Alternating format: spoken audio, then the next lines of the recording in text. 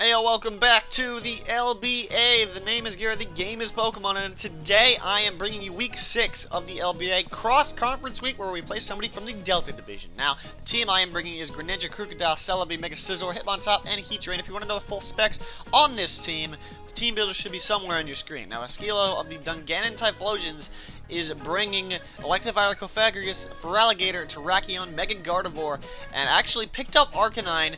And I hadn't even heard about it yet. So when I saw it in team preview, I was like, when did he get that? And who did he drop for it?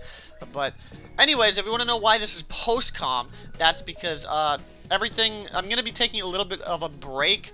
And because I'd rather have a computer chair before I return to live stuff. So everything is just going to be post-com until I get a computer chair, which it shouldn't be that long, but let's just get into the battle. This is not LBA related, so let's go ahead and drop into the battle.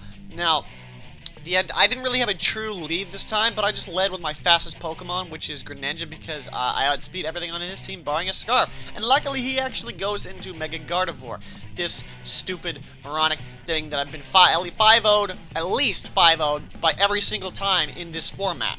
So he Mega Evolves, and I'm just going to skedaddle out of there with U-turn, because it's great. Plus, it'll let me tell if this thing is defensive or not. And after I drop him with a U-turn and just come back to me, I don't know why I just sang David Cook. I can tell that's obviously offensive, because that did way too much to be defensive. So I go into Kingdom, there's no way he would go for that. The thing about this is, this Mega Gardevoir either has HP Fire, HP Ground, or Focus Blast. Honestly, I believe it was HP Fire and Focus Blast, but he's actually going to withdraw instead of doing that, maybe predicting that he wouldn't be able to knock me out, and he goes into his Arcanine here, and I can reveal that he reveals that his Arcanine is defensive this week, or at least the first time he used it. But anyways, Iron Head is not going to do anything to this Arcanine, and I got to switch out, predicting a Bulldoze, like a ground type move, because a ground type move obviously destroys this Heatran. And I'm pretty sure I'm running, I think I'm running minus defense. I can't remember. Lonely Nature, I believe it was. I'm running minus defense, and I really don't want to stay in here. Now, it's a bold prediction, but honestly, I don't think you would go for Flare Blitz predicting a Celebi against a Heatran. It doesn't make any sense. So, obviously, Bulldoze is going to do a little bit, and I'm going to lose speed. However, I'm just going to go ahead and switch out into Arcanine to intimidate him, because yeah, I should have done that in the first place, but I'm not sure. Because I'm just going to go ahead and go into Top Spin the Hitmontop here. And yeah, we're going to intimidate him, and he's going to go for the Flare Blitz, and this is actually going to do awful damage. Hitmontop, you're such a boss. You are such a boss. Oh, it's not going to do awful damage. It does okay, I guess. But it's still good enough that I can take a few more hits, but he is going to go ahead and switch out. I actually predict this, going into Cofagrigus, which he does, and I double switch into my Crocodile, but then after calcs, I was calcing it, and I was like, I can't afford to get Will-O-Wisp, and Pursuit and Knockoff do not kill from this range if he's physically defensive. So I really need to get out of here and go into this predicting the Will-O-Wisp, which he does go for, and I pick up the Flash Fire. And so now I'm thinking, you know what, this is a good time to set up my rocks. So that's what I do. The problem is, he packs HP Ground on this thing.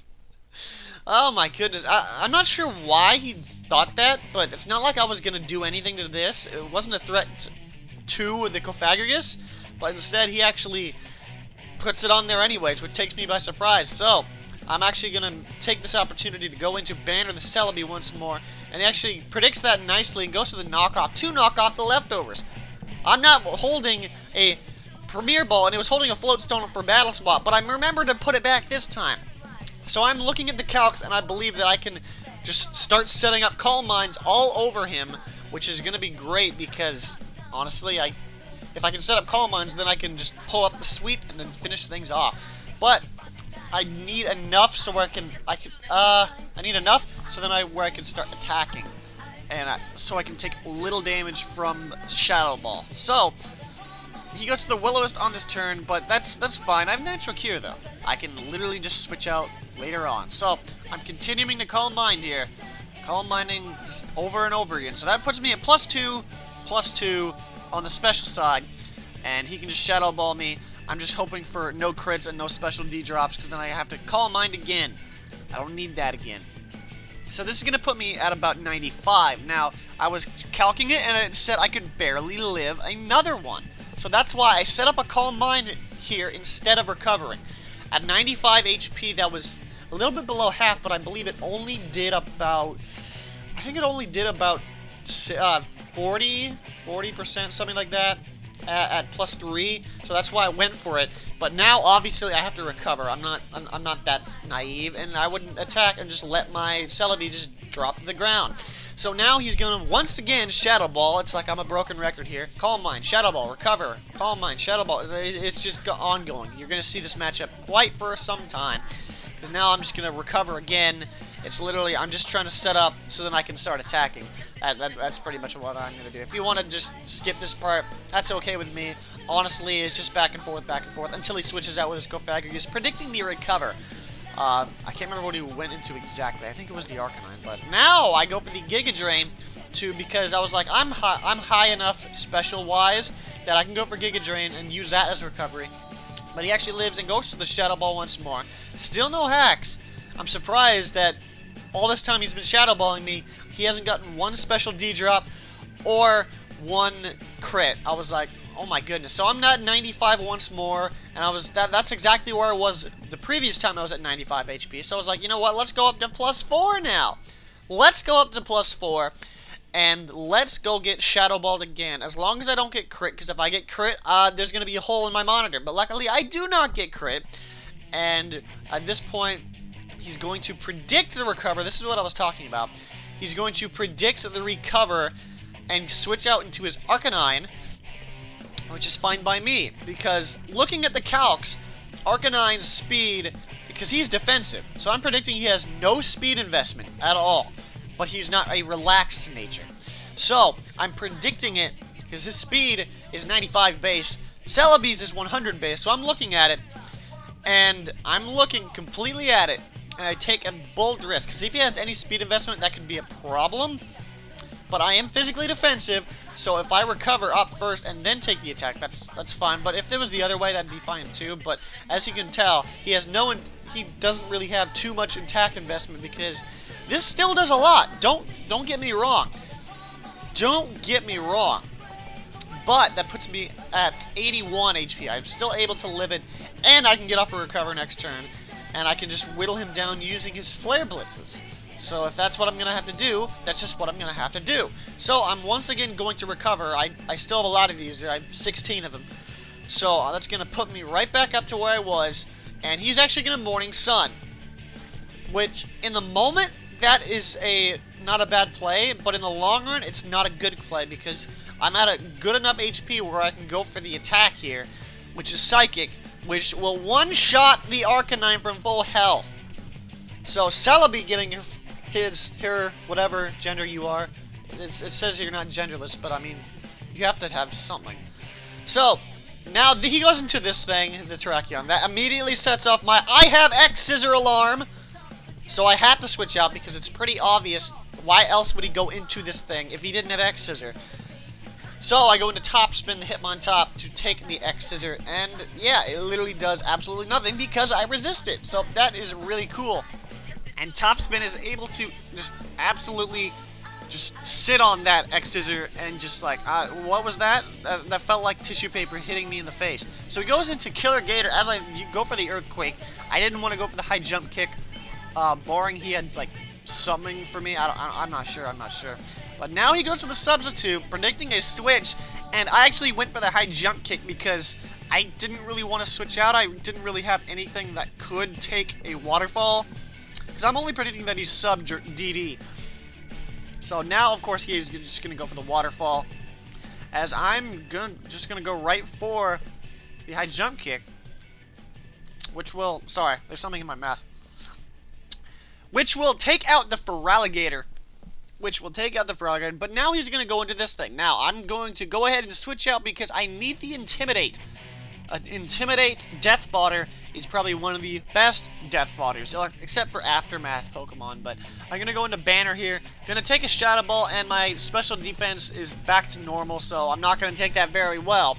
So now, I'm kind of at an impasse here. Do I go for the attack, or do I go for the recover? Well, I decided to go for the recover here, because I need my layers literally back up. I need to restore my layers, and he goes for the Shadow Ball once more, and there's the dreaded crit from out of nowhere. So, he does get the crit, unfortunately, but it's not the end of the world, because now he's at a low enough HP where I can go ahead and switch into Joe Cool once more, and I can just flash my Ray-Bans at him, I guess, and just knock off. I can just slap him across the face and knock off his glasses.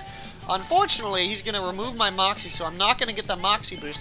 But in the long run, that's not going to matter, because I would need to switch out anyways, because the obvious switch in now is Terrakion, which he does actually switch into.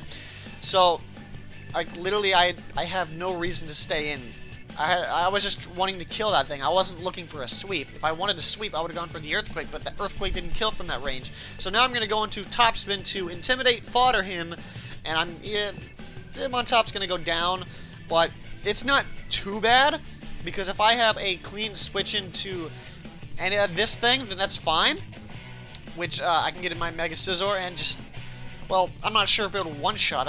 The calc didn't say if it one-shot or not, but now I have that clean switch into the Legion of Boom, because he deals the Boom, and he's actually going to fodder off the Mega Gardevoir. So the first time in GBA format history, I do not get 5-0'd by a Mega Gardevoir team, and I actually knock out a Mega Gardevoir.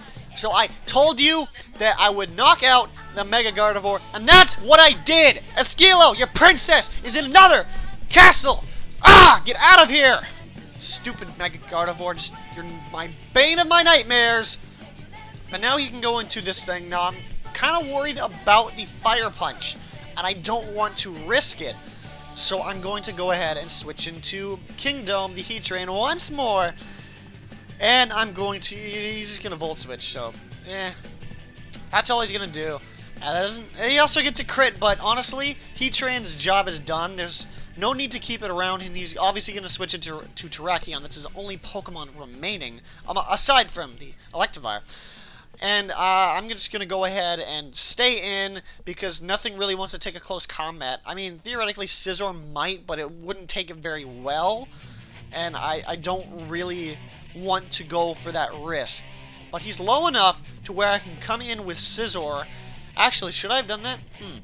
Come in with Scizor, but instead I go into this thing, because I'm betting that he is Scarfed. I am banking on everything that he's Scarfed. So I go for the Shadow Sneak to set up the knockout. And he's just going to go for the close combat. It's not going to affect me, because I am a Ghost type. And this confirms that he is Scarfed as he goes to the close combat once more. And that allows me to go for the extra sensory. So that pretty much locked up the game for me. That pretty much locked up the game. So now I am the Psychic type after I go for the extra sensory. And his last Pokemon is the Electivire.